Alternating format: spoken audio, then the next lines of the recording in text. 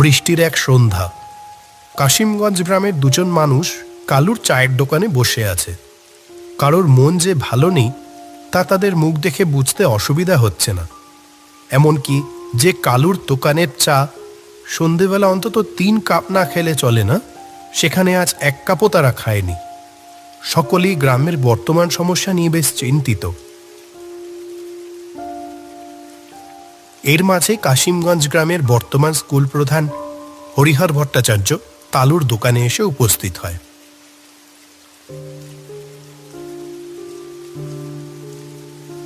এ কি জগাই, মাধব, তোমরা এমন মনমরা হয়ে বসে আছো কেন?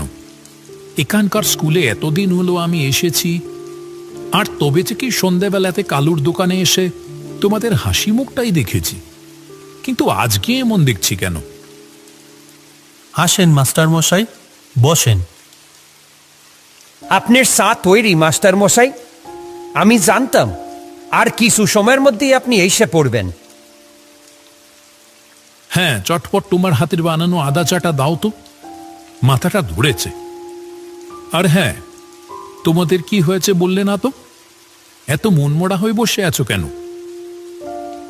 আসলে মাস্টার মশাই, আমাদের কারোর মন ভালো নেই। কেন, কি হয়েছে? এই এত সুন্দর গ্রামের মানুষদের সাথে মিশে যে কারোর মন ভালো হয়ে যাবে, সেখানে সেই মন ভালো করা মানুষদেরই মন ভালো নেই, এ কেমন কথা? আপনি তো জানেন মাস্টার মশাই যে আমাদের গ্রামে কোনো হাসপাতাল ছিল না। কারো শরীর খারাপ হলে সেই 2 গ্রাম পেরিয়ে 10 মাইল দূর যেতে হতো। অত দূর যেতে যেতে হাসপাতাল পৌঁছানোর আগেই তো কতজন মারা গেল। আমরা তাই গ্রামের সবাই নিজেদের টাকা জমিয়ে একখান হাসপাতাল তৈরি করলাম। কিন্তু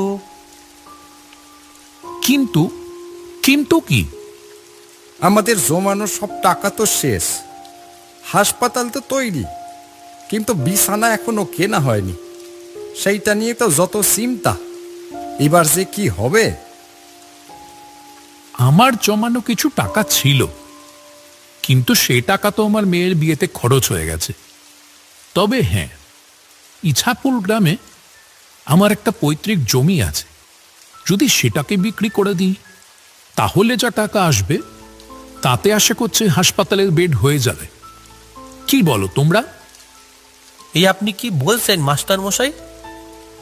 আপনার বাপ ঠাকুরদার জমিটা বেচে দিবেন?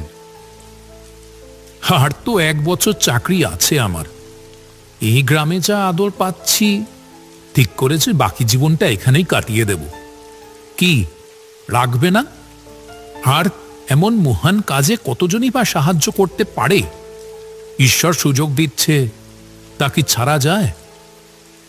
জগাই, মাধব আর কালুর চোখে যেন জল এসে যায়। 3 জনই হাত জোড় করে ধন্যবাদ জানায়। ধুর, এ কি করছো? আচ্ছা, বলছি যে কালকেই রওনা দেব আমরা। অনেকদিন ধরে কজন আমাকে ওই বাড়িটা কেনার কথা বলছিল, দেখি যাই, এইবার কথা বলে বেচে দেব ওদের কাছে।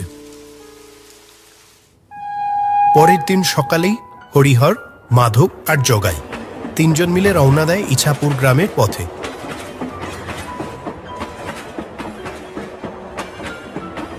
ওরা যখন ট্রেনে, তখন বেশ জোরেই বৃষ্টি শুরু হয়েছে। আকাশ কালো মেঘে ঢেকে রয়েছে, সাথেই বেশ জোর হাওয়া বইছে। এই বৃষ্টি থামার তো নামই নেই। আমিও তো এই চিন্তাটাই করছি। চা বৃষ্টি হচ্ছে, কার মধ্যে আবার মাতলা নদী পেরিয়ে যেতে হবে। স্টেশন থেকে আপনার গ্রাম অনেকখানি দূরে? স্টেশন থেকে ভ্যানে করে নদীর ঘাটে যেতে হয়, তারপর সেখান থেকে নৌকা করে নদী পার হয়ে আমার গ্রাম। 3 জনের বিভিন্ন আলোচনার মধ্যে দিয়ে সময় গড়িয়ে চলে। অবশেষে যখন ওরা স্টেশনে এসে নামে, তখন সন্ধ্যা গড়িয়ে রাত হয়ে গেছে। নির্জন সেই স্টেশনটাতে শুধু ওরা 3 জন এসেই নামে। বৃষ্টিটা তো একটু থেমেছে, এই ফাঁকে চলো দেখি তাড়াতাড়ি নৌকার ঘাটে পৌঁছাতে পারি কিনা। ওরা আর সময় নষ্ট না করে স্টেশনের বাইরে বেরিয়ে আসে ভ্যানের আশাতে। আশেপাশে কোনো মানুষের দেখা মিলছে না। বৃষ্টি হবার দরুন রাতের অন্ধকারের গাঢ়তা যেন অন্য দিনের থেকে একটু বেশি। ঘন কালো অন্ধকার চারপাশটাকে ঘিরে যেন একটা মায়াবী পরিবেশ সৃষ্টি করেছে। স্টেশন লাগোয়া বটগাছের তলায় এসে দাঁড়ায় ওরা। এইখানেই ভ্যানগুলি থাকে, আজকে একটাও নেই। আর বৃষ্টির রাতে কার আশাতেই বা বসে থাকবে? শেষ ট্রেনে এই বৃষ্টির রাতে গ্রামে যে কেউ আসতে পারে তার আশা কেউ করেনি। তাহলে এখন উপায়? পায়ে হেঁটেই চলো, আর তো কোনো উপায় দেখছি না। আকাশ কিন্তু খুব একটা ভালো ঠেকছে না, কেমন একটা দম বন্ধ করা পরিবেশ। জোরে ঝড় আসার আগে যেমন হয়। তিনজনে অন্ধকারের মধ্যে দিয়ে এগোতে শুরু করে। কিছুটাই এগিয়েছিল, এমন সময় অন্ধকারের ভিতর থেকে একটা ভ্যানের আওয়াজ ভেসে আসে। ওই তো কোনো ভ্যান আসছে মনে হচ্ছে। দাঁড়াও, এখানেই দাঁড়াও। দূরে কাঁচা রাস্তার আলো আধারি ভেদ করে কয়েক মুহূর্তের মধ্যেই ওদের তিনজনের সামনে এসে উপস্থিত হলো ভ্যানটি। হরিহর আলো আধারির মধ্যে আগত মানুষটিকে দেখেই চিনতে পারে। আরে বলাইদা যে, কতদিন পর তোমার সাথে দেখা হলো। আগত লোকটিও কিছু সময় হরিহরকে দেখে বলে, বাবা, হরিহর দেখছি যে, কেমন আছো? তা বাড়িতে যাবে বুঝি? হ্যাঁ বলাইদা, ভালোই আছি। বলাইদা, এই দুজন হলো আমি এখন যে গ্রামে স্কুলের শিক্ষক সেখানকার বাসিন্দা জগাই আর মাধব। আমরা সবাই মিলে আমার বাড়িতেই যাচ্ছি। বলাইদা, তুমি যদি নৌকার ঘাটে পৌঁছে দিতে তো রাতের শেষ নৌকাটা পেয়ে যেতাম। ভ্যান চালক বলাই ক্ষীণ স্বরে বলে, এই বৃষ্টির রাতে কি আর নৌকা পাবে? আচ্ছা চলো দেখি, উঠে বসো। জগাই, মাধব, উঠে পড়ো, এইটাই শেষ সুযোগ। এখন বলাইদার ভ্যান ছেড়ে দিলে সারা রাত দাঁড়িয়ে দাঁড়িয়ে এখানে বৃষ্টিতে ভিজতে হবে। চলো চলো। এরপর আর সময় নষ্ট না করে তিনজন উঠে পড়ে বলাইয়ের ভ্যানে। অন্ধকারের মধ্যে দিয়েই ভ্যান চলতে শুরু করে।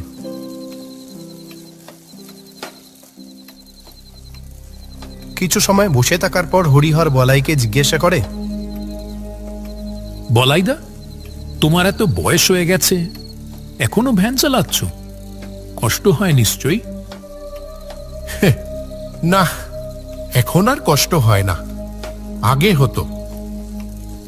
আগে হতো, এখন হয় না? তার মানে?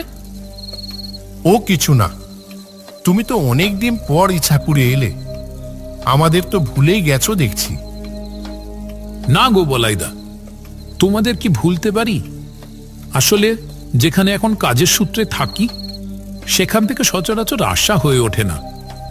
আজকেও নিতান্ত এক প্রয়োজনেই আসা। গ্রামে আমার বাপ ঠাকুরটার যে ভিটেটা রয়েছে ওইটা বেচে দিতেই এসেছি।